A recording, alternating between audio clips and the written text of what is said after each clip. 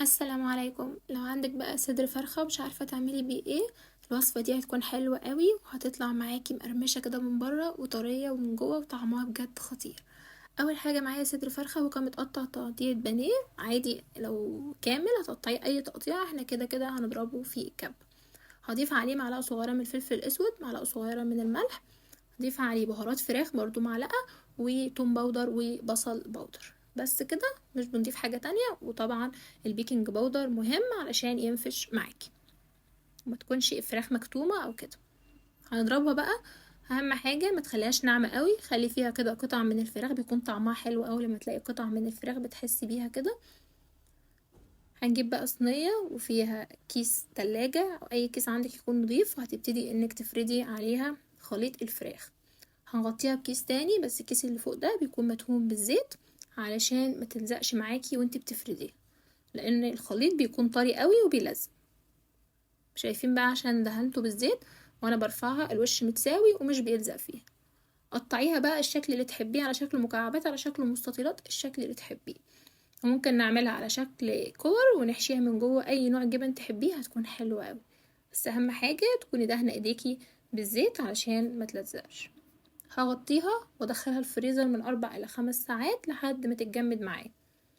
هنجيب بقى بيضة عليها رشة من الفلفل الاسود ورشة من الملح ونص كوباية من اللبن او الحليب. هضربهم كويس لحد الخليط معاكي ما يكون سايل وامتزج المكونات مع بعضها. وعندي كوباية من البقسماط وكوباية من الدقيق، وكل حاجة منهم عليها رشة من الملح علشان نكون تبلنا معانا برضو الدقيق وما يبقاش هو والبقسماط نخلي الطبقة الخارجية كده ايه عادبة معاكي، لا، عشان تكون الملح بتاعها مظبوط. بنزل بقى بالدقيق اول حاجة، وبعد كده بناخد الفراخ بتاعتنا ونضيفها في البيض، وبعد كده اخر طبقة بنغلفها بيها وهي طبقة البقسماط. وبضغط كده بايدي ضغطة بسيطة علشان تكون متغلفة كويس والطبقة دي تمسك فيها. هنخلص بقى كل الكمية اللي احنا عملناها بنفس الطريقة. ولو وصلتوا بقى معايا لحد هنا ما تنسوش الاشتراك في القناة وتقولوا لي بتتابعوني منين، ومستنية اشوف تعليقاتكم الحلوة اللي بتفرحني. شايفين بقى شكلها حلو قوي من قبل التسوية كمان. هنرسهم بقى في اي طبقة عندنا وبدخلهم التلاجة حوالي كده 10 دقايق، وممكن تسويها على طول، بس انا دخلت التلاجة معايا 10 دقايق.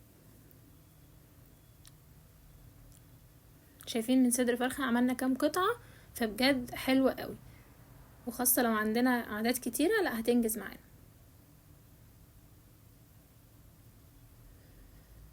الزيت بتاعي بقى بيكون سخن، اهم حاجة ما ننزلش بيها لو الزيت سخن، وبعد كده ننزل بقطع الفراخ بتاعتنا.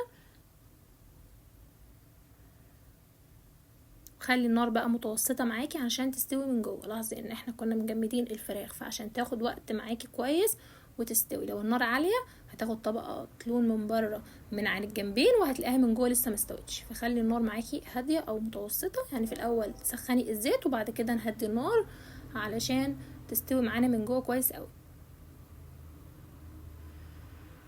بفضل بقى اقلبها كده بحيث ما تاخدش معايا طبقه ايه خارجيه من اللون وتكون هي لسه ما استوتش، فانا بقلبها ان هي كل مرحله كده ايه تستوي كويس قوي. وهنا بقى بتكون استوت معايا، وهتحسوا ان حجمها اصلا بيتضاعف لان احنا ضايفين بيكنج باودر. حجمها هيزيد معاكي كده، وبجد هتبقى مقرمشه من بره وطريه من جوه، طعمها خطير. هصفيها بقى، لو حباها تفضل مقرمشه صفيها على مصفى، لو حباها تكون طريه هتصفي على مناديل. شايفين من جوه شكلها عامل ازاي؟ بجد خطير. جربوها هتعجبكم قوي وهتعجب الاولاد. وربنا يحسن ما بين ايديكم، واسيبكم في رعاية الله وحفظه.